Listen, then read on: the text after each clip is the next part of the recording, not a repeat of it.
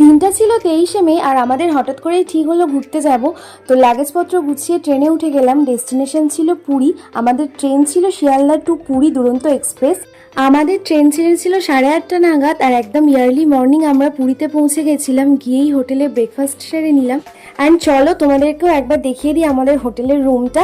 তো হোটেলের রুমটা তো দারুণ ছিল, আমার ভীষণ ভালো লেগেছে। সুন্দর লাইট দিয়ে সাজানো আর বেশ বড় সড়ো, সামনে একটা মিররও ছিল। আর ব্যালকনি থেকে এই যে ভিউজটা ছিল এরকম, সমুদ্রটা সুন্দর করে দেখা যেত। আর এখন আমরা পুলের জন্য রেডি হয়ে গেছিলাম, তো যাচ্ছি। সুইমিং পুলটা ছিল আমাদের 3 নম্বর ফ্লোরে। আর পুলে গিয়ে তো দারুণ মজা করলাম, অনেক ফটো অনেক রিলস করেছি, সেগুলো আস্তে আস্তে তোমাদের সাথে শেয়ার করব।